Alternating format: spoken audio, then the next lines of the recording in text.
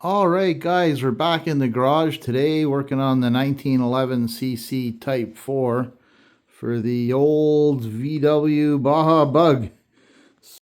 But before I do, I'd like to just spend a little time with you guys discussing the differences year by year on VW Beetle models, just to go over some of the technical highlights and how you can tell them apart.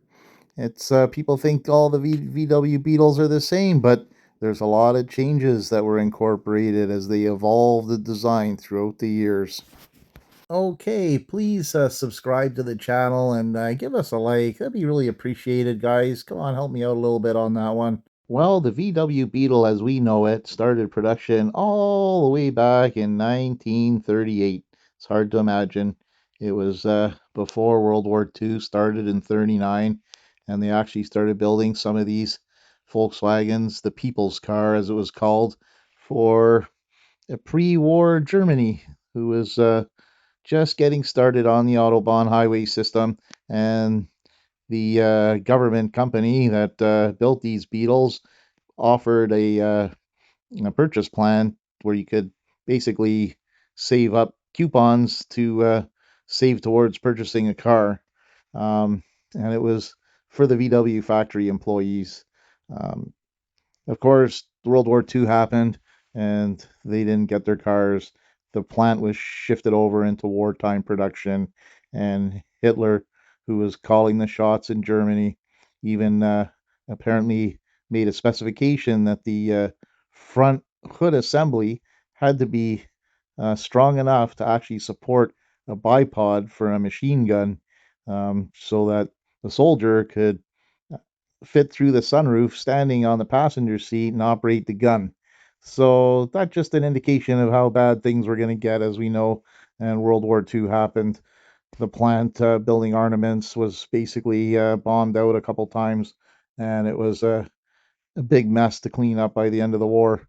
Wartime production saw Volkswagen shifting over to the Kupferwagen, kind of like an old school World War II version of the VW thing, and a Jeep for the German troops. They had a Schwimmwagen, one that was amphibious that would actually go into the water. So that kind of supersedes what we're talking about here today. But just to give you an idea how things were, the English came in and took over the factory after the World War II.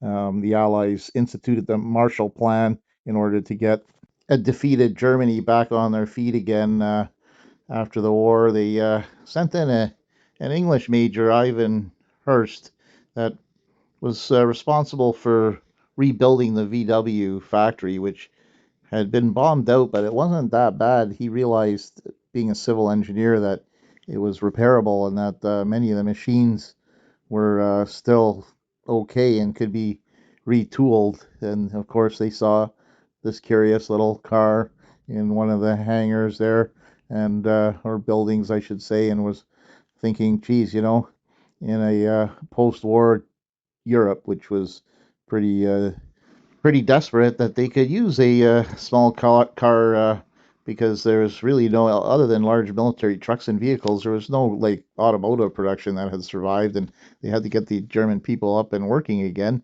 So it made sense to him to get the factory running with the laborers that survived the war that had built the VW Beetles and their subsequent military vehicle partners, and had the knowledge to get it up and running. So together they cleared the rubble and got the plant started up. And the first order that Ivan made was, of course, to the English Army to supply a small staff car, which they needed because all they had was leftover jeeps and uh, vehicles from World War II that were really not suitable for civilian transport. Please see my other video on the 1930s VW Beetles that led up to the production Volkswagen Beetle. Um, it's also interesting to note that the Volkswagen Beetle was a pan car. It was pretty much a Monocle design, like a modern vehicle, except that the stampings that form the body were actually bolted to pan, which again was stampings that made the underbody of the car, included the center tunnel, and all the hard points to mount the front and rear suspension as well as the engine was all built from stampings, and there was a marry-up stage that occurred during assembly where the body was lowered down on top of the platform, and or the pan as it were, and was bolted to the pan with 28 bolts. I believe it's 28. So it was bolted down onto the pan, which as a side note, gave rise to a whole other industry of kit cars and dune buggies where people could simply remove the body from the car and bolt on a new fiberglass body onto the pan to make a new kit car or dune buggy. So we'll pick up in 1949 when production started finally happening at the VW factory in Wolfsburg, Germany, which prior to World War II was a town close by, was known as Wolfsburg. However, during the war, the factory was called Strength Through Joy, some Hitler terminology. And of course, after the war, they changed it back to Wolfsburg because that made sense. And in 49, they started with some small changes compared to the pre-production Beetles and the staff cars already mentioned.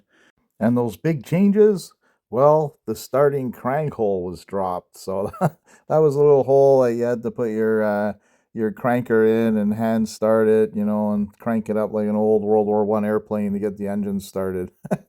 And they also switched over to a Solux carburetor, which was introduced as standard equipment. And they made some other small changes that you can read there. So in 1950, hydraulic brakes were introduced, replacing the former mechanical brakes, which were probably pretty scary.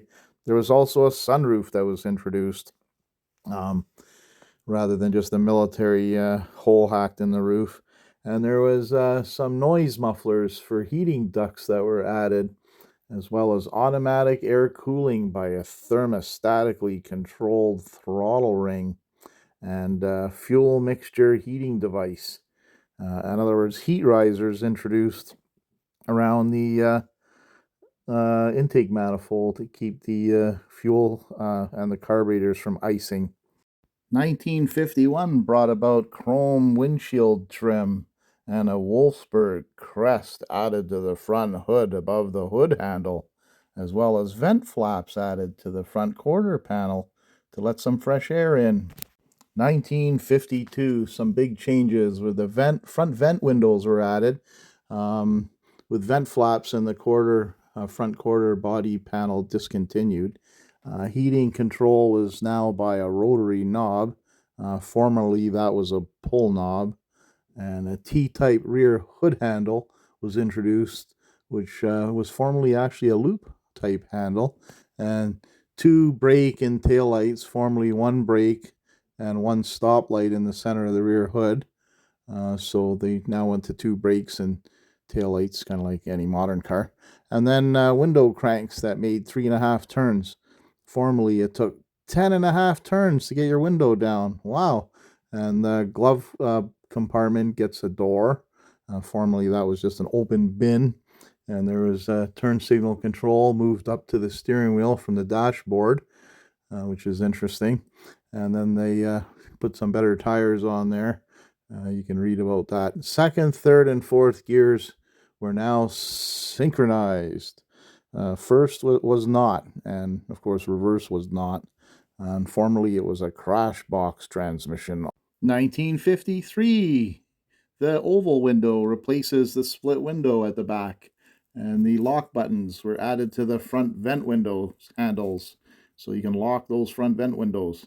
And the brake fluid reservoir was relocated behind the spare tire, which was formerly just on top of the master cylinder and very difficult to reach. In 1954, the starter button, which was on the dashboard, separate from the ignition key switch, was replaced with a starter that worked with the ignition switch.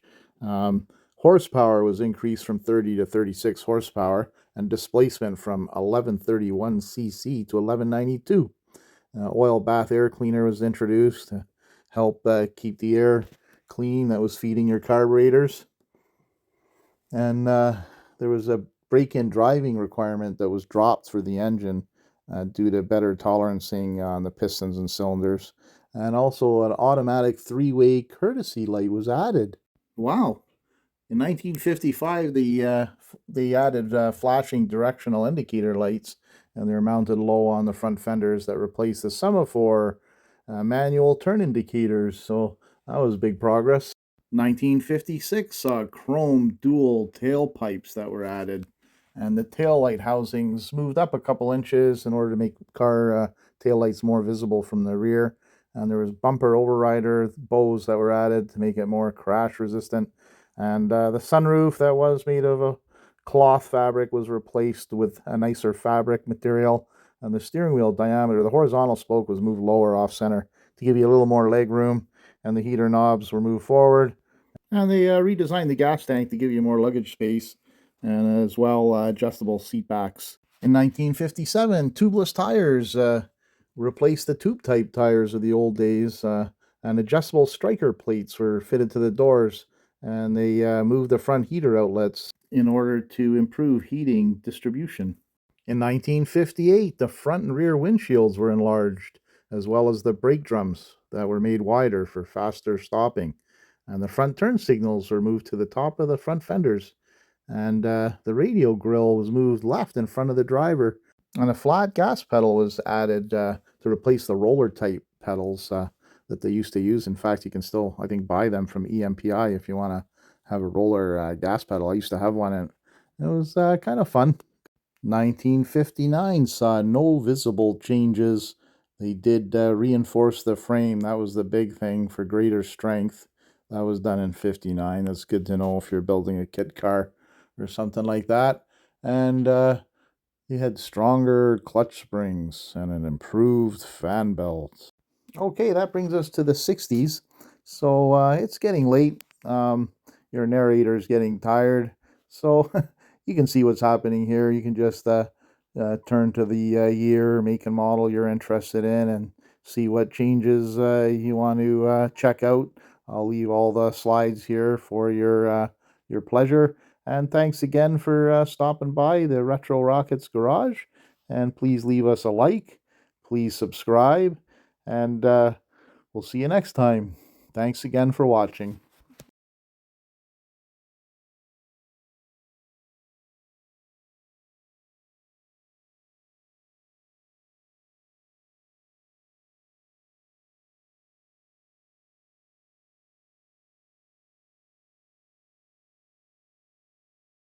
Please help us out and subscribe. Thanks again for watching.